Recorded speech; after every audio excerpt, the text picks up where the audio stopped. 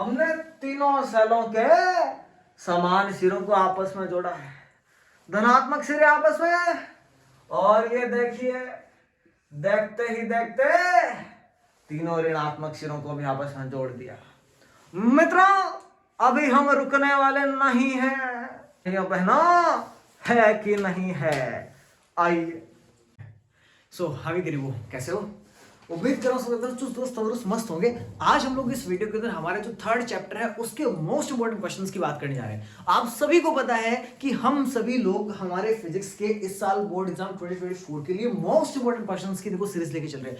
किसी भी बोर्ड से भले आप बिलोंग करते हो, भले सीबीएसई, भले आरबीएसई, भले आप बिहार बोर्ड से, भले आप यूपी बोर्ड से, भले आप मध्य प्रदेश बोर्ड से हो, आप किसी भी स्टेट के बोर्ड से क्यों ना हो, जहां जहां एनसीईआरटी चलती है हर जगह के बच्चों के लिए वीडियो बहुत बहुत बहुत ज्यादा बेनिफिशियल है। आज की देखो जो वीडियो है, हमारा जो चैप्टर नंबर आपका थर्ड है, उसके कुछ मोस्ट इंपोर्टेंट क्वेश्चंस मैं आप सभी के लिए देखो लेकर आया हूं। और ये क्वेश्चन सिर्फ मेरे पास नहीं है, ये क्वेश्चंस आपके पास भी है। कहां? इसी वीडियो के डिस्क्रिप्शन के अंदर आपको टेलीग्राम चैनल का एक लिंक दिखेगा। एक्चुअली इसी पेपर की पोस्ट का वो लिंक होगा। आप जैसे उस पर क्लिक करेंगे तो आप डायरेक्टली ये पेपर जो प्राप्त कर लेंगे पीडीएफ फॉर्म के अंदर। अब ये जो पीडीएफ फॉर्म आपको मिल जाएगी वो तो आपको मिल जाएगी, साथ में आपको जो टेलीग्राम चैनल है मेरा, नीचे एक ज्वाइन बटन आपको दिखेगा, उसको ज्वाइन भी कर लेना। ठीक है, आज ही तो शुरुआत करते हैं क्वेश्चन ऑफ द डे के साथ में। ये आप सभी के लिए एक छोटा सा क्वेश्चन है। मैं चाहूंगा कि आप सभी इस क्वेश्चन का जो आंसर है, बहुत शानदार सा क्वेश्चन है, इसका आंसर बड़ा शानदार सा है। अगर आप लोगों को इसका आंसर पता है तो डेफिनेटली आप इसका जो आंसर है वो नीचे कमेंट बॉक्स के अंदर मुझे टाइप करके बताएं। चलिए बढ़ते हैं आगे। भरा नहीं जो भावों से, बहती जिसमें रसधार नहीं, वो हृदय नहीं वो पत्थर है जिसमें फिजिक्स के प्रति प्यार नहीं।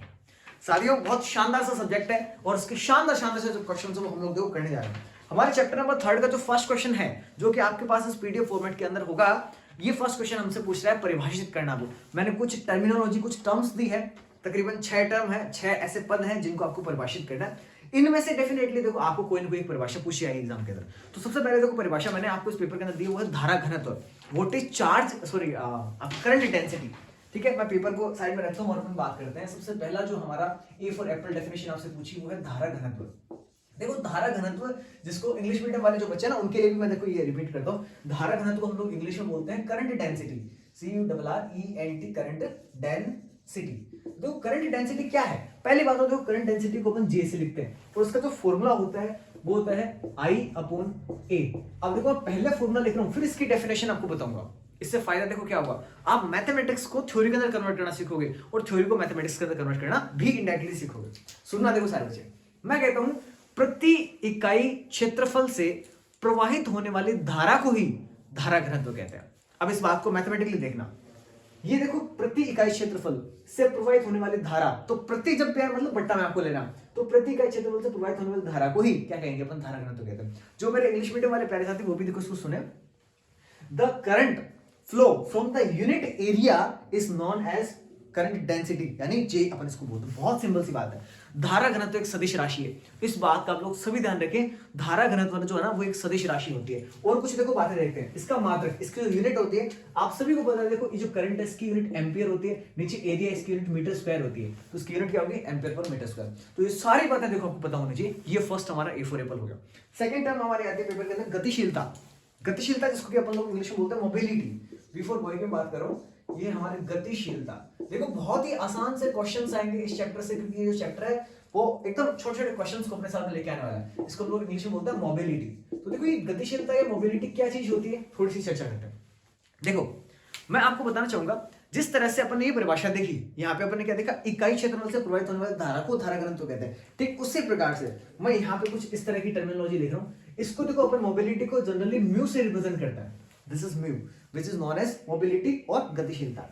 ये देखो किसके बराबर होता है, ये अपन कहेंगे कि प्रति इकाई विद्युत क्षेत्र के या विद्युत क्षेत्र की तीव्रता के अपवहन वेग को एक गतिशीलता कहते हैं। तो पहले मैं देखो फॉर्मूला लेता हूं, VD/E। ये इसका देखो फॉर्मूला बन गया। अब इससे डेफिनेशन बनाते हैं। ये तो क्या हमारी गतिशीलता यानी मोबिलिटी, ये किसके इक्वल है, VD, जिसको कि अपन बोलते हैं ड्रिफ्ट वेलोसिटी या अपवहन वेग, और बट्टा के अंदर अपने पास क्या है, विद्युत क्षेत्र की तीव्रता यानी E है। परिभाषा सुनना, प्रति इकाई विद्युत क्षेत्र के अपवहन वेग को ही गतिशीलता कहते हैं। दोबारा देखना सारे, प्रति इकाई विद्युत क्षेत्र के अपवहन वेग को ही गतिशीलता कहते हैं। आसान सी बात है, जो इंग्लिश मीडियम वाले प्यारे साथी वो भी सुन ले। The drift velocity of unit electric field is known as mobility. Simple सी बात है, सीधी बात, नो बकवास, है ना। अब देखो सारे बच्चे, मैं शायद आई थिंक कि आप सबने जो मेरा क्वेश्चन ऑफ द डे था उसके आंसर सबने कमेंट के अंदर टाइप कर दिया होगा। बहुत ही शानदार सा क्वेश्चन है और कोशिश करेंगे इस वीडियो के बीच में मैं कहीं पे आपको उसका जो उत्तर है वो बताऊंगा। शानदार सा क्वेश्चन था, जिस तरह से हमारा चैप्टर पूरा शानदार, जिस तरह से हमारी पूरी की पूरी फिजिक्स बड़ी शानदार है, हर एक क्वेश्चन आपके लिए देखो एक तरह से मोती रूपी आप मानिए। ये जो पेपर्स मैं आपको प्रोवाइड कर रहा हूँ, इन पेपर्स को आप, मैं कह रहा हूँ कि रगड़ दीजिए। पेपर ऐसा लगना चाहिए कि भाई साहब हमने तैयारी करी है, और तैयारी कहाँ से करी, केवल इन्हीं पेपर से करी। और डेफिनेटली देखो जब आपका रिजल्ट आएगा तो उसके अंदर इस पेपर का भी कुछ ना कुछ योगदान अवश्य होगा, ये मेरा आपसे वादा है। आगे बढ़ते हैं। इसका मात्रक अगर कोई आपसे पूछे तो कितना आसानी से देखो अपन मात्रक निकाल सकते हैं। ये अपवहन वेग है, वेग का मात्रक होता है मीटर पर सेकंड। आपको विद्युत क्षेत्र तीव्रता का मात्रक पता है, वोल्ट पर मीटर कर दो इसको, ठीक है। तो मीटर पर सेकंड और ये वोल्ट पर मीटर, तो मीटर स्क्वायर हो जाएगा ऊपर तो, और अपना इसका क्या होगा मीटर, तो मीटर स्क्वायर ऊपर हो गया, और वोल्ट पर मीटर होता है, मीटर ऊपर चला गया, वोल्ट पर मीटर और सेकंड, यहाँ पे बट्टा में आपके वोल्ट आ गया। तो बहुत ही आसान से इसका मात्रक आप लोग निकाल सकते हो। तो मैं कहता हूँ सारी चीजें देखो बड़ी आसान है। अगली परिभाषा देखो हमारी आती है विद्युत वाहक बल। कितना आसान से है देखो विद्युत वाहक बल। इसको मैं थोड़ा समझाने के लिए मैं अपने कंप्यूटर का माउस देखो लेकर आया हूँ। ये मेरे कंप्यूटर का माउस है। इस माउस के अंदर मैं देखो नीचे की तरफ आपको दिखाऊं तो एक कंपार्टमेंट है जहां पे हम लोग सेल या बैटरी को डालते हैं। देखो ये क्या है, सेल। देखो ये चलने भी लग गया था अभी। ये आपको एक सेल दिख रहा है, मैं वैसे थोड़ा को साइड में रखता हूँ।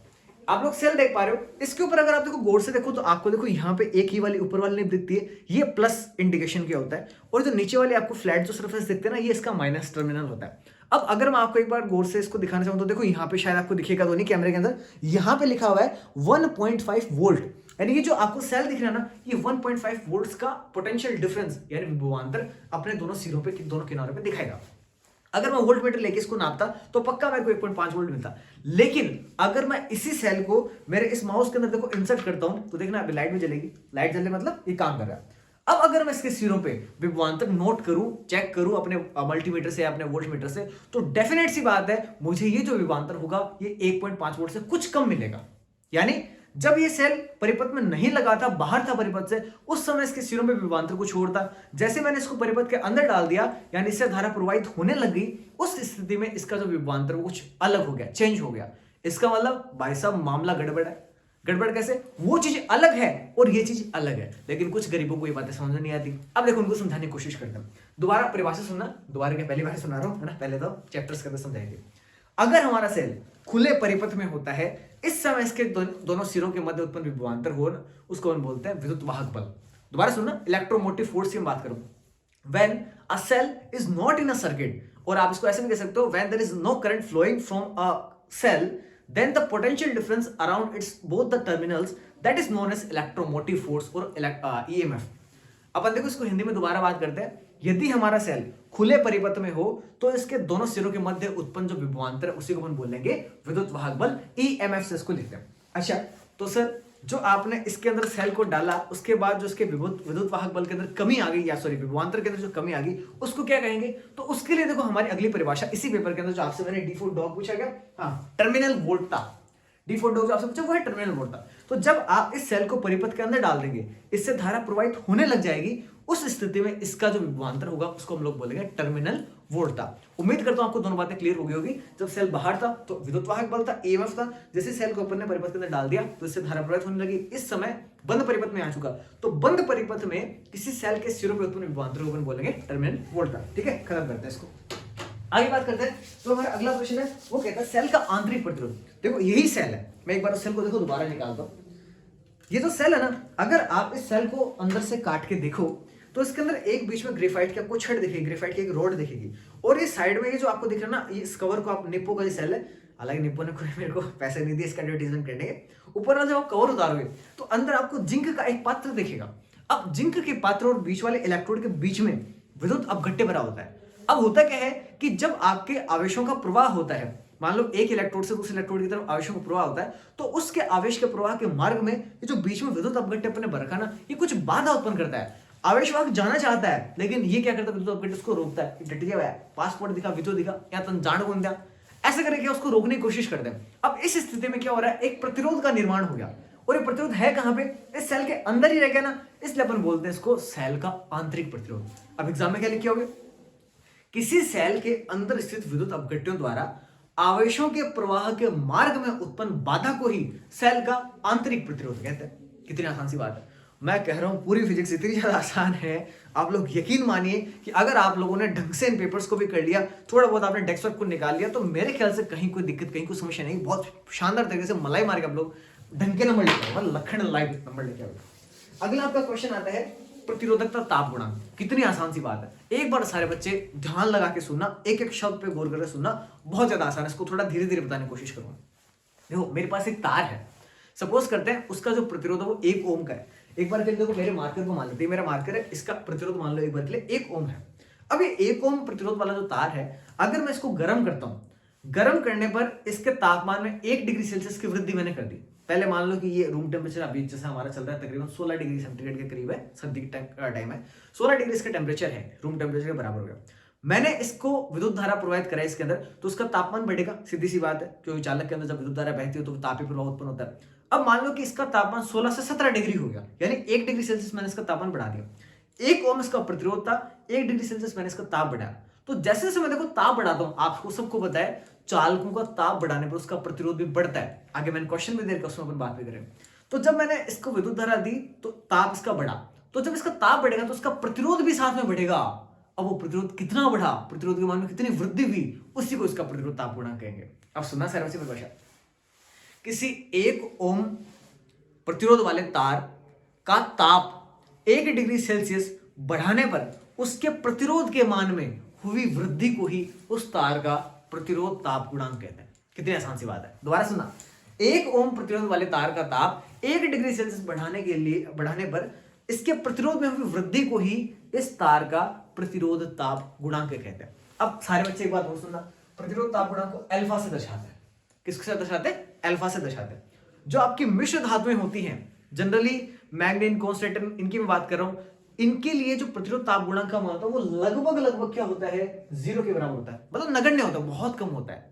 इसलिए इनका जो प्रयोग है वो अपन मानक प्रतिरोध बनाने के लिए करते हैं। और ये आपके इसी पेपर का लास्ट जो क्वेश्चन मैंने आपको दे रखा ना टाइप करके, उसका आंसर भी यही है। आगे बात करते हैं। देखो अगला हमारा प्रश्न प्रतिरोधकता, ये बड़ा शानदार सा प्रश्न है। प्रतिरोधकता की परिभाषा बड़ी इंपॉर्टेंट है। इसको अपन कैसे बोलेंगे? 1 मीटर लंबाई तथा 1 मीटर स्क्वायर अनुप्रस्थ काट वाले किसी तार का प्रतिरोध ही उसकी प्रतिरोधकता कहलाती है। अच्छा सर, ये परिभाषा कैसे आई, हमें तो पता ही नहीं। आओ देखते हैं।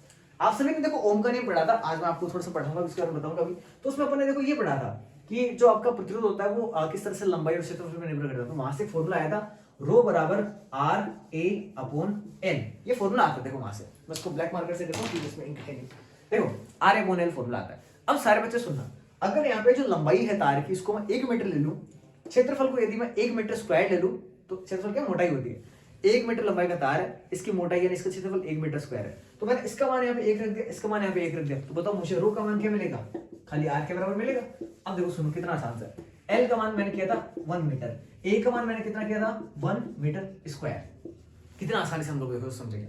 मैं कहता हूं 1 मीटर लंबाई तथा 1 मीटर स्क्वायर अनुप्रस्थ काट वाले किसी तार का जो प्रतिरोध है वही उसकी प्रतिरोधकता कहलाती है। परिभाषा बन गई। जो बात मैंने थ्योरी में बोली उसको देखो गणितीय रूप दिया, और जो मैंने गणितीय रूप में आपको दिखाया उसी को मैंने थ्योरी में कन्वर्ट किया। फिजिक्स बहुत आसान है बच्चों, बहुत ज्यादा आसान है, आप लोग मानिए मेरी बात। इसका मात्रक, प्रतिरोधकता का मात्रक बड़ा इंपॉर्टेंट है, ध्यान रखना। प्रतिरोधकता का मात्रक होता है ओम गुणा मीटर। कैसे आता है? देखो यहां से आ जाएगा। आर का मात्रक होता है ओम, क्षेत्रफल का मात्रक होता है मीटर स्क्वायर, लंबाई का मात्रक होता है मीटर, तो नीचे वाला 1 मीटर से मीटर का स्क्वायर कट जाएगा, तो ओम गुणा मीटर बचेगा। ये ओम मीटर हमारा मात्रक आ गया। सिंपल सी बात, सीधी बात, नो बकवास एट ऑल। ठीक है, आगे बढ़ते हैं। अगला देखो हमारा प्रश्न है इसी के अंदर विभव प्रवणता। सुनना सर बच्चे, विभव प्रवणता को देखो अपन x से लिखते हैं और ये होता है v अपॉन l। अब जो मैंने यहाँ पे फॉर्मूला लिखा है, यहां से इसकी देखो परिभाषा अपन बनाते हैं। प्रति इकाई लंबाई पर विभव पतन के मान को विभव प्रवणता कहते हैं। अच्छा, विभव पतन का मतलब कहता है विभव में कमी आना। अपन कहते हैं ना कि कोई फलाना आदमी है उसका पतन हो रहा है, कोई फलाना यूट्यूब चैनल है उसका पतन हो रहा है। जैसे मैं बात करूं अपने खुद के चैनल की, एक समय ऐसा था जब मेरा चैनल बहुत अच्छे से ग्रो कर रहा था, पर मुझे सही टाइम पर गलत लोगों ने गलत सलाह दी, इस कारण से मैंने YouTube पे काम करना उस टाइम छोड़ दिया। अगर उस टाइम पे मैं उनकी सलाह नहीं मानता या थोड़ी सी अपनी सद्बुद्धि काम में लेता तो शायद मैं एक अच्छा YouTube चैनल आज रन कर पाता। बट वो ना कि जब दिनमान माड़े होते तो वैसा हो ही जाता है। तो मेरे चैनल का क्या हो गया, पतन हो गया। एक टाइम पे मेरा चैनल बहुत अच्छे से ग्रो कर रहा था, ठीक है। लेकिन अब वर्तमान में नहीं कर रहा। आप सबकी जो दुआएं अगर मिलती रही तो डेफिनेटली आगे भविष्य में कर जाएगा, लेकिन हाल फिलहाल कोई खास ग्रोथ है नहीं। तो पतन का मतलब होता है कमी होना, किसी चीज में गिरावट होना। तो मैं कह रहा हूं प्रति इकाई लंबाई पर विभव के मान में जो कमी आ रही है ना, उसी को अपन क्या बोलेंगे, हमारा विभव प्रवणता बोलेंगे, जिसको अपन एक्स से दर्शाते हैं। मतलब जो इंग्लिश मीडियम वाले मेरे पैसे मुझे सुन रहे वो भी सुन ले, द वोल्टेज डाउन या द वोल्टेज कट और the voltage step down on a unit length is known as विभव प्रवणता। ठीक है, सिंपल सी बात है, सीधी अपन बात करते हैं। अब देखो अगला हमारा प्रश्न आता है, ये तो हो गया। सेकंड क्वेश्चन हमारा आता है प्रश्न पेपर का, अपवहन वेग से आप क्या समझते हैं। पहले बात अपन करते हैं अपवहन वेग की। देखो इसको समझाने के लिए मेरे पास कोई अगर चालक वस्तु होती तो बात अलग होती, पर कोई बात नहीं, मेरे पास चालक वस्तु तो ये एक मेरे छोटे भ्राताश्री की एक कॉपी पड़ी है। एक बार के लिए मानते हैं ये एक चालक है, ठीक है। अब अगर कोई पदार्थ चालक होता ना तो उसके पास खूब सारे मुक्त इलेक्ट्रॉन होते हैं, तो उसके पास मान लिया खूब सारे मुक्त इलेक्ट्रॉन है। अब अगर मान लो इस प्लेट की मैं बात करूं, चालक प्लेट की, तो वो जो सारे मुक्त इलेक्ट्रॉन है ना, वो कोई इधर जा रहा है, कोई इधर जा रहा है, कोई इधर जा रहा है, एक दूसरे से टकरा रहे हैं। मतलब अनियमित रूप से, अनियंत्रित रूप से हर किधर जिधर मर्जी आ रहे उधर गति कर रहे हैं, आपस में भी टकरा रहे हैं। लेकिन प्यारे साथियों, अगर मैं इसी कॉपी को क्या कर दूं, एक तरफ इधर और इधर बैटरी के दो टर्मिनल से जोड़ दूं, या मैं दूसरे शब्दों में कहूंगा यदि मैं इसी कॉपी को जो कि चालक है, इसको यदि मैं किसी विद्युत क्षेत्र में रख दूंगा, तो ये सारे के सारे नालायक जो इलेक्ट्रॉन है ना, वो इतने सीधे हो जाएंगे, सारे एक ही दिशा में गति करने लगे। मैं कल परसों अपने ऑफलाइन क्लास में पढ़ा रहा था, तो बच्चों को मैंने एक एग्जाम्पल दिया था कि भाई आप लोग इतने बोछल्डे हो कि आपकी क्लास में अगर टीचर नहीं होता तो सारे दिन काय माए, कोई किसी के बाल नोच रहा है, कोई किसी के कपड़े खींच रहा है। आज तो एक ने हद करते किसी का पजामा नीचे खींच दिया था। अब ऐसे गरीब बच्चों को पढ़ाना पड़ता, मुझे क्या करें। तो ऐसी हरकतें करते हैं। लेकिन यदि उसी क्लास में मैं चला जाऊं और मेरे हाथ में यदि कोई ज्ञान प्रकाश हो, उस स्थिति में सारे बच्चे तुम चुपचाप होंगे। मान लो कि ग्राउंड के अंदर बदमाशी कर रहे थे, अब मैं ग्राउंड के अंदर डंडा लेके पहुंचा, तो मेरे को देखते ही सारे बच्चे लाइन बना के सीधे सीधे चलने लगे, अपने रास्ते से गले से चलने लगे। तो ये क्या है, प्रभाव है, प्रकोप है। वही बात यहाँ पे होती है। यहाँ पे बहुत सारे मुक्त इलेक्ट्रॉन है, वो अनियमित रूप से गति करते रहते हैं। लेकिन अगर मैंने उनको एक विद्युत क्षेत्र के अंदर रख दिया, तो वो सारे के सारे नालायक इलेक्ट्रॉन एक निश्चित दिशा में निश्चित वेग से गति करने लग जाएंगे। इस समय इलेक्ट्रॉन का जो वेग है ना, इसी को अपन बोलते हैं अपवहन वेग। सिंपल सी बात, सीधी बात, नॉट बकवास एट ऑल। इसी प्रश्न में जब आपसे आगे पूछा इसका धारा के साथ संबंध ज्ञात करें, अपवहन वेग का धारा के साथ संबंध, भाई साहब बहुत ज्यादा इंपॉर्टेंट बात मैं इस बार के लिए कह रहा हूं आपको, क्योंकि ये जो चैप्टर है ना, इस चैप्टर से जो क्वेश्चन आएंगे वो इसी टाइप के इस बार पूछे जाएंगे। तो आप सभी को ना इन क्वेश्चंस के ऊपर भयंकर वाली कमांड होना जरूरी है। तो देखो बोर्ड साफ करने के बाद अपन देखते हैं कि जो आपका अपवहन वेग है उसका धारा के साथ क्या संबंध है। बहुत आसान सी बात है, देखो देखते हैं। देखो अपन सभी जानते हैं, एक बात हम लोग सभी पढ़ कर रहे हैं। मैं मान लो कि एक तार यहाँ पे बनाता हूँ, एक बार बेलनाकार आकृति की अपन तार पे विचार करते हैं। ये बेलनाकार आकृति का मैंने तार है। अब सिंपल सी बात है, इस तार के तो खूब सारे मुक्त इलेक्ट्रॉन भी होंगे। लेकिन अगर मैं इसी तार को एक मान लो बैटरी के साथ में अटैच कर देता हूँ, ये मैंने एक बैटरी लगाई, ये लो, और इस तार को मैंने इस तरह से करके इसके साथ जोड़ दिया, माइनस प्लस। अब आप सभी को पता है जैसे मैंने इसको बैटरी से जोड़ा तो उसके अंदर क्या प्रवाहित होने लगी, धारा प्रवाहित होने लगी। अब प्लस से माइनस के साथ धारा चलती है, तो प्लस से माइनस यानी कुछ इस प्रकार से धारा सब प्रवाहित हो रही है। अब आप लोग सब बच्चे देखना, इसके अंदर जितने भी मुक्त इलेक्ट्रॉन थे ना, इस विद्युत क्षेत्र को आरोपित करने के कारण सारे के सारे मुक्त इलेक्ट्रॉन एक निश्चित दिशा में चलने लग जाएंगे। और आपको पता है इलेक्ट्रॉन पे माइनस का आवेश होता है, तो वो हमेशा बैटरी के पॉजिटिव टर्मिनल की ओर जाएंगे, और जो आपका नेगेटिव टर्मिनल है उससे प्रतिकर्षित होंगे, यानी उससे दूर भागेंगे। ये मान लो यहाँ पे कोई इलेक्ट्रॉन था, यहाँ पे भी कोई इलेक्ट्रॉन था, इस जगह कोई इलेक्ट्रॉन था, कोई एक इलेक्ट्रॉन यहाँ पे था, कोई गरीब इलेक्ट्रॉन यहाँ पे था, एक इलेक्ट्रॉन यहाँ पे था। ये सारे के सारे इलेक्ट्रॉन इस पॉजिटिव टर्मिनल की ओर क्या होंगे, आकर्षित होंगे। यानी ये इधर जा रहा है, ये भी इधर जा रहा है, ये भी इधर, ये भी इधर, सबकी एक ही दिशा होगी, सारे एक ही निश्चित दिशा के अंदर क्या करें, गति करें। तो इस टाइम पर इलेक्ट्रॉनों का जो वेग है उसको अपन बोलेंगे अपवहन वेग, है ना। तो इसका धारा के साथ अपन संबंध निकाल लें। अब देखो इसके अंदर धारा ऐसे जा रही है, ये आई धारा इसके अंदर से प्रवाहित होगी, ऐसे घूम के वापस बैटरी तक इसकी दिशा हो जाएगी। मान लिया कि जो तार अपन ले रहे हैं, इस तार की लंबाई है L, और इस तार की जो मोटाई है, इसका जो अनुप्रस्थ काट क्षेत्रफल है वो कितना है, A है। मान लिया कि इस तार के अंदर जो इलेक्ट्रॉन है ना, कितने इलेक्ट्रॉन है, N मुक्त इलेक्ट्रॉन है, N मुक्त इलेक्ट्रॉन है। अब सारे बच्चे मेरी बात सुनना, अगर मैं आपसे पूछूं इस तार के अंदर, जो इतना बड़ा आपको चालक तार दिख रहा है, इस तार के अंदर कुल कितने आवेश हैं, आपको मुझे ये बताना है। इस चालक तार के अंदर कुल कितने आवेश हो सकते हैं या हैं। देखो आवेश को अपन किससे लिखते हैं, Q से लिखते हैं। Q बराबर, आपको पहले चैप्टर में पढ़ा था, Q बराबर होता है Ne, यानी N इलेक्ट्रॉन, ठीक है। अब ये जो Ne है ना, ये बात तो ठीक है, लेकिन ये तो इकाई लंबाई में मुक्त इलेक्ट्रॉनों की संख्या या इकाई आयतन के मुक्त इलेक्ट्रॉनों की संख्या। मुझे तो इस पूरे तार के बारे में बात करनी है। तो सुनना सारे बच्चे, अगर इकाई आयतन में N इलेक्ट्रॉन है तो पूरे आयतन में कितने होंगे, उसको उसके पूरे आयतन से गुणा कर देंगे तो आ जाएंगे। अब देखो पूरा आयतन कैसे निकाला है, आप लोग सभी 10वीं क्लास के अंदर बेलन का आयतन पढ़कर आए हो। बेलन का आयतन क्या होता है? देखो ये मान लो कि बेलनाकार आकृति आपको दिख रहा मार्कर है, इसका नीचे का एरिया पाई आर स्क्वायर और इसकी लंबाई, इससे अगर मैं इसको गुणा कर दूं तो बनता है पाई आर स्क्वायर एच। ये क्या होता है? बेलन का आयतन होता है। अब देखो सेम टू सेम बात यहाँ पे, ये नीचे का जो एरिया है ना वो अपन को दे रखा कितना? ए है। इसकी ऊंचाई कितनी दे रखी है अपन को? एल दे रखी है। तो अगर मैं इसकी मोटाई या इसकी जो नीचे वाला क्षेत्रफल है ए, उसको अगर एल से गुणा कर दूं तो क्या मेरे पास इस बेलन का पूरा आयतन नहीं आ जाएगा? सही बात आ जाएगा। इकाई आयतन में कितने इलेक्ट्रॉन? एन इलेक्ट्रॉन, ठीक है। तो पूरे आयतन यानी एल के अंदर कितने इलेक्ट्रॉन? तो इसको एल से गुणा कर दें तो सारा कुल आवेश आपको कितना मिल गया? Q बराबर NeAl मिल गया। समीकरण नंबर 1। अब मैं क्या करूंगा, देखना सुनना सारे बच्चे। इस समीकरण 1 के अंदर समय का भाग दे रहा हूं, तो आप लोग यहां पे क्या लिखोगे? T से भाग देने पर। अब देखो मैं इसको T से भाग दे रहा हूं, जो इंग्लिश मीडियम वाले प्यारे बच्चे ना वो सीधा इसको समझ सकते हैं बाय डिवाइडिंग बाय T। अब देखना, जैसे मैं इसमें T का भाग देता हूं तो Q अपॉन T बनता है और इधर NeAl अपॉन T बनता है। अब देखना सब बच्चे, Q बटा T हमारा ये थर्ड चैप्टर जो था ना पिछला, उस थर्ड चैप्टर की सबसे पहली जो डेफिनेशन, थर्ड चैप्टर तो अभी नहीं पढ़ रहे हैं, थर्ड चैप्टर ये तो है गरीबों, मेरे को भुला दिया।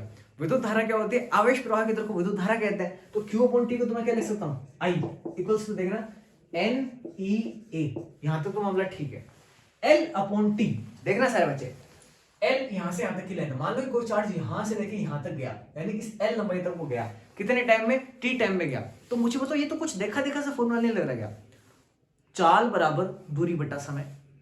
सही बात है ना? दूरी यहां से लेके यहां तक इसने L लंबाई तय करी। एक तरह से बोलो सीधी लंबाई नहीं है तो अपन इसको विस्थापन बोल सकते हैं। तो ये यहां से लेके यहां तक विस्थापन बट्टा T समय में हो गया, विस्थापन बट्टा समय क्या हो गया? वेग हो गया। और अपन किस वेग की बात करें? अपवहन वेग की बात करें तो यहां से जो L बटा T वेग बनेगा वो कौन सा वेग बनेगा?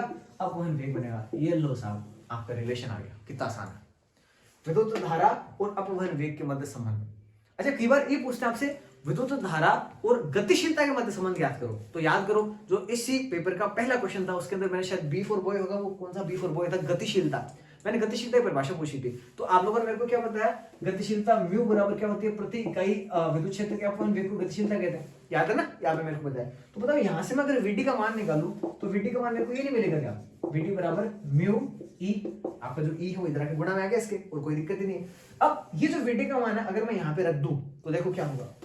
I बराबर NeA और VD की जगह ये आ गया म्यू E। बोलो क्या ये हमारा विद्युत धारा और इस गतिशीलता के मध्य संबंध में आ गया क्या? आ चुका। परीक्षा में पेपर ये पूछते हैं। कितना आसान सा है, मैं कह रहा हूँ हर एक चीज बड़ी आसान है। आप लोग बस प्रैक्टिस करो, इन क्वेश्चंस को बार बार रिवाइज करो, कहीं कोई समस्या कहीं कोई दिक्कत नहीं आएगी। आगे बढ़ते देन अगला हमारा प्रश्न है। अच्छा, इसी प्रश्न में एक बात हो रहेगी, धातुओं के लिए अपवहन वेग का मान बताना है। तो देखो गरीबों कितना आसान सा है। धातुओं के लिए जो अपवहन वेग का मान होता है 10⁻⁻⁴ मीटर पर सेकंड। ये अपवहन वेग का मान है किसके लिए? धातुओं के लिए। ये आपकी बुक के अंदर देखो दे रखा है। और आपके ऑब्जेक्टिव जो क्वेश्चंस अगर आते हैं या फिल इन द ब्लैंक्स वाले क्वेश्चन आते हैं तो ऑब्जेक्टिव क्वेश्चंस या फिल इन द ब्लैंक्स वाले क्वेश्चंस के लिए ये बन सकता है। धातुओं के लिए अपवहन वेग का मान कितना होता है? For the metals what is the velocity, what is the value of drift velocity? Then you can say that 10⁻⁴ metre per second is the value of the velocity, और you can say drift velocity for the metals. बढ़ते हैं आगे। Third question, चालक, कुचालक और अर्धचालकों की चालकता पर ताप के प्रभाव को समझाओ। देखो सिंपल सी बात, मैं आपको दोबारा बताऊं। दुनिया में जितने भी चालक पदार्थ होते हैं ना उनके पास धाप के मुक्त इलेक्ट्रॉन होते हैं, भर के इलेक्ट्रॉन पड़े हैं, मुक्त इलेक्ट्रॉन। ये मान लो फिर से इसी कॉपी की बात करते हैं। ये जो कॉपी नहीं बल्कि एक चालक है, इसके पास n मुक्त इलेक्ट्रॉन है, खूब सारे धाप के मुक्त इलेक्ट्रॉन पड़े हैं। अब वो जो मुक्त इलेक्ट्रॉन ना वो पड़े बेचारे करें क्या, है ना? जनसंख्या वृद्धि तो कर नहीं सकते, हालांकि बढ़ना तो कर देते, लेकिन वो इलेक्ट्रॉन एक दूसरे की तरफ भागेंगे। एक किसी के बाल नोचेगा, कोई किसी का सिर भिड़ाएगा, कोई क्या करेगा, कोई क्या करेगा, कुछ ना कुछ करते रहेंगे, है ना? यानी आपस में लड़ते रहेंगे, भिड़ते रहेंगे। अब आप इस चालक का ताप बढ़ाना चाहते हो। आपका क्वेश्चन तो ये कह रहा है कि आप इसका ताप बढ़ाओगे तो क्या होगा? पहले से बेचारे पास खूब सारे मुक्त इलेक्ट्रॉन पड़े। अब आप जब इसका ताप बढ़ाओगे ना, ताप बढ़ाने से ये मुक्त इलेक्ट्रॉन एक तरह से कलबला जाएंगे। एक मैं आपको एग्जांपल देता हूँ। जैसे मान लो कि आपके पास कोई मिठाई है, उस मिठाई के बहुत सारी चींटियां लग गई। कई बार अपन करते हैं ना कि उस मिठाई, मान लो कि आप कोई लड्डू लेकर आए, गरीब लोग अपन लड्डू से काम चलाते हैं, है ना? तो आप कोई लड्डू लेकर आए, उसको बहुत सारी चींटियां लगी। तो कई बार अपन गर्मी के दिनों में ये नहीं करते क्या कि उस मिठाई को अपन धूप में ले जाके रख देते हैं। अब धूप में जैसे अपन ले जाके रखते हैं तो धूप के कारण चींटियों को क्या लगती है? गर्मी लगती है। एक तरह से सूरज ने उनको ऊर्जा दी, उस ऊर्जा को पाकर चींटियों की गतिज ऊर्जा बढ़ गई और चींटियां इधर उधर कलबलाए भाग जाती है और आपकी जो मिठाई है वो सुरक्षित बच जाती है, फिर आप उसका सेवन कर सकते हो। ठीक वो की वो बात यहाँ पे। पहले से बहुत सारे मुक्त इलेक्ट्रॉन थे, आपने जैसे उनका तापमान बढ़ाया तो उनकी गतिज ऊर्जा बढ़ गई, अब वो टिक नहीं पाए एक जगह, अपना पैदा टिका नहीं पाए। कोई पहले तो लड़ रहे थे एक दूसरे, अब भयंकर तरीके से लड़ेंगे, तो कोई इधर टकरा रहा है, कोई इधर टकरा रहा है। अब इस चालक का काम तो क्या था, आवेशों का प्रवाह करना ताकि विद्युत धारा बह सके। अब इन आवेशों ने एक दूसरे के साथ इतनी ज्यादा टक्करें करनी चालू कर दी कि ये भूल गए कि हमें आवेश का प्रवाह भी करना है, हमें विद्युत धारा का प्रवाह भी करना है, इसलिए प्रतिरोध बढ़ जाएगा, चालकता घट जाएगी। तो आप परीक्षा में क्या बताओ, चालकों का ताप बढ़ाने पर इनकी चालकता घट जाती है, क्योंकि ताप बढ़ाने से इलेक्ट्रॉनों की गतिज ऊर्जा में वृद्धि होती है, जिससे वे धारा का चलन नहीं कर पाते या उतनी दक्षता के साथ नहीं कर पाते। सिंपल सी बात, सीधी बात, नो आप लोग बताना। आगे बढ़कर अर्धचालकों और कुचालकों में बात करते हैं। देखो, अर्धचालक वो होते हैं जिनके पास बहुत थोड़े से नाम मात्र के मुक्त इलेक्ट्रॉन होते हैं कमरे के ताप के ऊपर, है ना, बहुत थोड़े से। और कुचालक तो वे हैं जिनके पास पिछड़ों पास होते नहीं। अब आप अगर ऐसे पदार्थों को ताप बढ़ाओगे तो जो इलेक्ट्रॉन है ना, जो कि पहले से या तो है नहीं या बहुत कम है, तो आप जैसे ताप बढ़ाओगे तो परमाणुओं को क्या मिलेगी, ऊर्जा मिलेगी, और ऊर्जा मिलने से परमाणु क्या करेंगे, इलेक्ट्रॉनों का उत्सर्जन कर देंगे। तो पहले तो बहुत ही कम मुक्त इलेक्ट्रॉन थे, अब आपको कुछ नए होने से बेटर कुछ तो आपके पास हो गया, यानी कुछ मुक्त इलेक्ट्रॉन बढ़ गए। तो जैसे मुक्त इलेक्ट्रॉन बढ़े वो तो हमारे लिए फायदे की बात है ना, आवेश वाहक का वो काम करेंगे। तो जब वो आवेश वाहक का काम करेंगे तो उससे धारा बहनी चालू हो जाएगी, यानी उसकी चालकता में वृद्धि होगी, तो उसका प्रतिरोध ऑटोमेटिकली क्या हो गया, घट गया। तो अब सिंपल सी बात, कुचालकों और अर्धचालकों का ताप बढ़ाने पर उनकी चालकता का मान बढ़ता है और उनकी प्रतिरोधकता का मान या प्रतिरोध का मान घटता है। ठीक है, सिंपल सी बात। बढ़ते हैं आगे। अगला हमारा प्रश्न है, ओम का नियम समझाते हुए ओमीय एवं अनओमीय युक्तियों के बारे में बताओ। देखो सारे बच्चे, ओम का नियम आपको समझाता हूं। देखो ओम ने किया क्या, मान लो ये कोई चालक तार है। ओम भाई साहब ने कहा कि इस तार की भौतिक अवस्थाएं नियत रहनी चाहिए। अब भौतिक अवस्था का मतलब बताता हूं। इस तार की मोटाई पूरी लंबाई के दौरान एक जैसी रहनी चाहिए। इस तार का ताप पूरी लंबाई के दौरान एक जैसा रहना चाहिए। ये नहीं कि आप इधर से तो उसको गर्म करके रख रखा है, इधर से बेचारा ठंडा पड़ा है, ऐसा नहीं, तापमान भी एक समान होना चाहिए। इस तार का दाब भी हर बिंदु पर क्या रहना चाहिए, समान रहना चाहिए। इनको बोलते हैं भौतिक अवस्थाएं। तो अगर मैं इस तार की भौतिक अवस्थाओं के साथ कोई छेड़खानी नहीं करूं, पूरी लंबाई के दौरान एक जैसे रहे, नियत रहे, तब इस तार के देखो ये जो दोनों सिरे ना, दोनों सिरे, इस तार को एक तरह से मैंने बैटरी के साथ जोड़ रखा है ना, इस तार के इस सिरे को और इस सिरे को मैंने एक बैटरी नीचे लगा के उसके साथ जोड़ दिया। अब बैटरी क्या करेगी भाई, यहाँ और यहाँ विभवांतर उत्पन्न करेगी, विभवांतर उत्पन्न करेगी, साथ में इस तार में से क्या जाएगी, धारा भी जाएगी। अब ओम का नियम सुनना कि जब किसी चालक तार की भौतिक अवस्था को नियत रखा जाए तो इसके सिरों पर उत्पन्न विभवांतर, विभवांतर को अपन किससे लिखते हैं, V से लिखते हैं। इस तार के सिरों पर उत्पन्न विभवांतर, इस तार में से जो धारा जा रही है ना, प्रवाहित धारा, धारा को अपन लिखते हैं I से, इसके क्या होता है, समानुपाती होता है। ये ओम का नियम है। दोबारा सुनना, किसी चालक तार की भौतिक अवस्थाओं को नियत रखा जाए तो इसके सिरों पर उत्पन्न विभवांतर इसमें से प्रवाहित धारा के समानुपाती होता है, इसे ओम का नियम कहते हैं। अब आओ अपने वाले पे आता है, अपन लौट के V समानुपाती। देखो ओम का नियम अपने क्या कहा, V समानुपाती I। फिजिक्स में हमेशा मैंने बता रखा है, जब भी कभी समानुपाती का निशान हटाएंगे हमेशा दो चीजें आती है, एक बराबर का निशान और एक आता है नियतांक। अब देखो V बराबर का निशान आ गया और नियतांक आ गया यहाँ पे R I। ये लो, जो R यहाँ पर नियतांक आया है इसको हम बोलते हैं चालक का प्रतिरोध। प्रतिरोध की क्या परिभाषा दोगे आप, धारा प्रवाह के मार्ग में उत्पन्न बाधा को ही प्रतिरोध कहते हैं। ठीक है, तो ये हमारा प्रतिरोध हो गया, ये हमारा ओम का नियम हो चुका। अब बात है ओमी और अनोमी युक्तियां।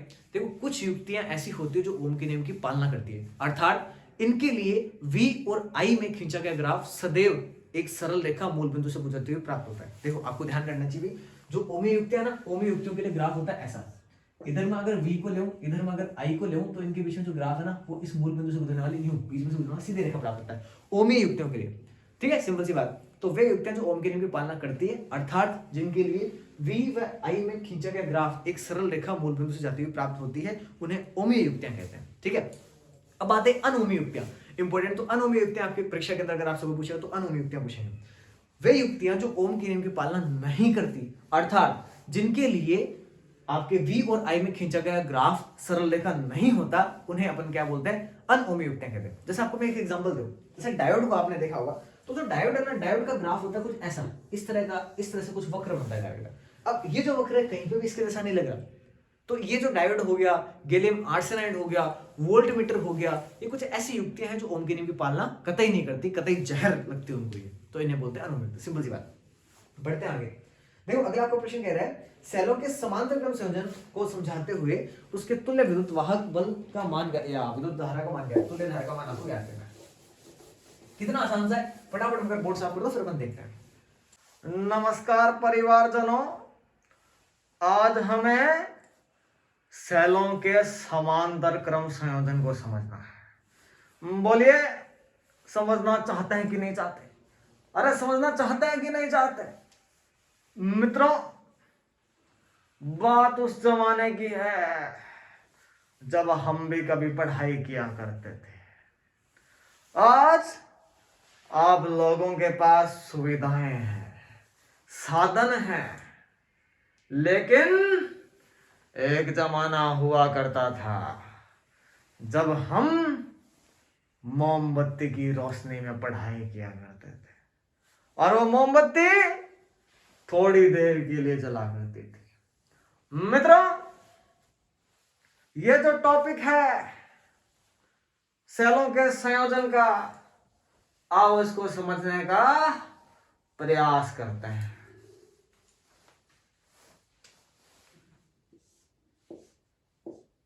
यह मेरे पास एक सेल है, एक नहीं 3 सेल है जी, 3 सेल। ये देखिए, ये इसका पॉजिटिव टर्मिनल, ये नेगेटिव टर्मिनल। बताइए, पॉजिटिव रहना चाहिए कि नहीं रहना चाहिए? जीवन में पॉजिटिव रहना चाहिए कि नहीं रहना चाहिए? आओ तो मित्रों, समांतर क्रम संयोजन में सदैव तीनों सेलों के समान सिरों को आपस में जोड़ते हैं। बोलिए, जोड़ देना चाहिए कि नहीं जोड़ देना चाहिए? मैं अमित जी से पूछता हूं, राहुल जी आप भी बताइए, क्या हमें सेलों को समांतर क्रम संयोजन में जोड़ते समय इनके समान सिरे अर्थात सभी धनात्मक सिरों को आपस में, सभी ऋणात्मक सिरों को आपस में आओ जोड़ते हैं? ये देखिए मित्रों, हमने तीनों सेलों के समान सिरों को आपस में जोड़ा है, धनात्मक सिरे आपस में, और ये देखिए, देखते ही देखते तीनों ऋणात्मक सिरों को भी आपस में जोड़ दिया। मित्रों, अभी हम रुकने वाले नहीं हैं, अभी तो एक प्रतिरोध जोड़ना बाकी है। मित्रों, ये लीजिए, आप सभी के लिए मैंने प्रतिरोध भी जोड़ दिया। आगे बात करते हैं। देखिए मित्रों, ये जो हमारा सेल है, मान लिया इसका विद्युत वाहक बल E1 है। बोलिए, है कि नहीं है? मैं आपसे जवाब चाहता हूं भाइयों बहनों, है कि नहीं है? आइए, दूसरा सेल E2, तीसरा सेल E3। मित्रों, जिस तरह हमारी फिजिक्स बड़ी प्यारी है, उसी तरह से यह डेरिवेशन भी उतना ही जरूरी है। आओ मित्रों, आगे बात करते हैं। इस सेल का आंतरिक प्रतिरोध R1, R2, R3। मित्रों, जब आपने तीनों सेलों को एक साथ जोड़ दिया तो बताइए, तीनों का विद्युत वाहक बल तो अलग अलग है, लेकिन तीनों की टर्मिनल वोल्टता एक होगी कि नहीं होगी? मुझे बताइए, टर्मिनल वोल्टता एक होगी कि नहीं होगी? अगर मैं वोल्ट मीटर को लेकर इसके सिरों पे नापूं, इसके सिरों पे नापूं, इसके सिरों पे नापूं, यहां नापूं, तीनों के तार एक जगह, मतलब तीनों का टर्मिनल वोल्टता भी एक होगी। आओ आगे बात करते हैं ना, अब अपने पे लौट के आते हैं। देखो, यहाँ पे हमारा पहला सेल जिसका विद्युत वाहक बल कितना E1, दूसरे का E2, तीसरे का E3, तीनों का आंतरिक प्रतिरोध R1, R2, R3। अब देखना प्यारे बच्चों, ये जो हमारा सेल है ना, इसका जो विद्युत वाहक बल होगा वो तो E1 है, लेकिन जो टर्मिनल वोल्टता है, चूंकि देखो ये सेल और ये सेल तीनों आपस में जुड़ रखे हैं, तो तीनों की जो टर्मिनल वोल्टता होगी ना, वो एकदम से सेम होगी। यानी यहाँ पे V का मान क्या होगा? तीनों के लिए समान होगा। इसके लिए भी V का मान V है, इसके लिए भी V का मान V, और इसके लिए भी V का मान कितना है? V है। एक नीचे अपन ने प्रतिरोध को जोड़ा है, जो कि R हमारा प्रतिरोध है। अब सारे बच्चे देखो ध्यान से सुनना, ये सेल मान लो कि I1 धारा देगा, ये वाला सेल मान लिया I2 धारा देगा, और ये वाला सेल मान लिया कि I3 धारा देगा। अपने पास 3 धाराएं, तीनों धाराएं मिलकर जब यहां पर इस बिंदु पे मिलेंगी और इस प्रतिरोध के पास जाएंगे, तो तीनों धाराएं मिलकर मान लिया I धारा का निर्माण करती है। अब आप मुझे बताओ एक बात, क्या I जो धारा है वो I1 plus I2 plus I3 क्या इनके बराबर नहीं है क्या? ये जो तीनों धाराएं वो आपस में जुड़ेंगी तभी तो जाके हमारी पूरी धारा I बनेगी। आओ आगे बात करते हैं। आप लोगों ने सबने, मैंने एक चीज आपको पढ़ा रखी थी, विद्युत वाहक बल और टर्मिनल वोल्टता में एक संबंध अपन ने पढ़ा था, V बराबर ई माइनस आई आर, ये अपन ने समझ पड़ रहा है। अब आप अगर मुझे यहां से आई का मान निकाल बता दे तो आपकी बल्ले बल्ले है। देखो कैसे, आई का मान आपको चाहिए तो माइनस का तो इसको इधर लेके आ गया तो आई आर हो जाएगा यहाँ पे, और इधर आपका ई पड़ा था, वी को मैं इधर ले आया तो ई माइनस वी बटा आई के साथ में जो आर बना था वो इधर आ गया, यानी आई बराबर क्या बनेगा, ई माइनस वी बटा आर में। सिंपल सी बात है, अब वो करके दिखेगा कि आपको याद रखना है। तो आई का मान है ई माइनस वी बटा आर। अब सुनना, इस पहले सेल के लिए आई कितना है, i1, ई कितना है, e1, और आर कितना है, r1, और v तो v है सबके लिए, तीनों के लिए v है। तो इस पहले सेल के लिए i1 के लिए मैं वो मान रख रहा हूं, देखना क्या ऐसे ही होगा, क्या i बराबर आपके e1 माइनस v बटा r1। देखो जो चीजें अलग थी वो अलग अपन ने लिख दी। i1 के लिए e था e1, r था r1, लेकिन v था। इसके लिए मान रखते हैं i2 के लिए, प्लस इसके लिए देखो ये वाला सेल रहा तो e2 हो गया माइनस v बटा r2, e2 माइनस v बटा r2। ठीक इसी प्रकार से देखो इसके लिए e3 माइनस v बटा r3। सिंपल सी बात है, सीधी बात, नो बकवास। आओ आगे। अब देखो अपन क्या करने जा रहे हैं, यहाँ पे आपको e1 दिख रहा है, यहाँ पे e2 दिख रहा है, यहाँ पे e3, यानी कुछ e वाली चीजें दिख रही है और कुछ आपको v वाली चीजें दिख रही है। अब मैं क्या चाहता हूं कि e वाली चीजों को एक तरफ करूं, v वाली चीजों को दूसरी तरफ करूं। आओ फटाफट करते हैं।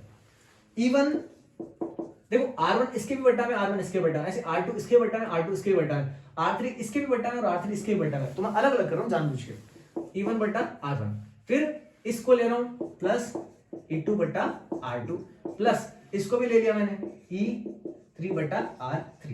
ये लो मैंने एक हिस्से को ले लिया। अब मैं क्या कर रहा हूं, जो हमारा दूसरा हिस्सा है v वाला, उसको भी ले रहा हूं। देखो क्या तीनों v हमारे माइनस के नहीं है क्या, तो मैंने माइनस को ले लिया कॉमन। क्या तीनों v कॉमन खुद नहीं आ जाएंगे, कॉमन खुद भी आ जाएंगे, तो मैंने माइनस के v को भी ले लिया कॉमन। अब यहां से तो v तो कॉमन आया तो ऊपर बचा यहाँ पे 1 बट्टा r1। अब हो सकता है कि ऊपर से जाए, तो चलो मैं एक बार बिना कॉमन ले करके दिखाता हूं ना, वरना कहीं ऊपर से ले जाएगी। इस v को कॉमन नहीं लिया, केवल मैंने माइनस के निशान को मिल दिया, तीनों माइनस के ना, तो माइनस के निशान को मैंने कॉमन ले लिया, फिर ब्रैकेट चालू करता हूं। अब देखो v बट्टा r1 बचा, फिर यहाँ पे v बटा r2 बचा। अब माइनस का था, माइनस तो अपन कॉमन ले तो प्लस का बचेगा, प्लस v बटा r2, और ऐसे ही यहाँ पे बचेगा v बटा r3। सिंपल सी बात है ना, कोई दिक्कत नहीं सर। अब उधर से v को कॉमन लेते हैं, i बराबर कॉमन भी लेते हैं, साथ में चीज और देखा, यहाँ पे e1 है, e2 है, e3 4 से होते तो e4 5 होते तो e5 10 होते तो e10 तक अपन चलते, लगातार इसी प्रकार चलते। ऐसे देखो r1 r2 r3 ये भी लगातार चलते। तो इन सब का मैं देखो एक तुल्य विद्युत वाहक बल और तुल्य आंतरिक प्रतिरोध ले सकता हूँ। क्या तुल्य बोलता है इक्विवेलेंट। मैं क्या करूंगा, e1 e2 e3 ये बार बार नहीं लिखना पड़े, इसके लिए मैं क्या कर दिया, एक ही जगह e लिख दिया, नीचे लगा दिया eq। eq का मतलब है तुल्य विद्युत वाहक बल। इन सब का मिला के कितना होगा, इतना होगा, बट्टा नीचे लिख रहा हूं Req यानी तुल्य आंतरिक प्रतिरोध। सिंपल सी बात, इतना बड़ा नहीं लिख के इसको सिंपल सा इतना सा लिख दिया, माइनस क्या सबके अंदर v कॉमन है क्या, ऊपर मैंने v निकाल लिया कॉमन, इनटू 1 बट्टा। अब देखो नीचे खाली r है सबके अंदर, तो क्या मैं इसको Req लिख दूं, मैंने सिंपल सा लिख दिया Req, ये लो ये बन गया।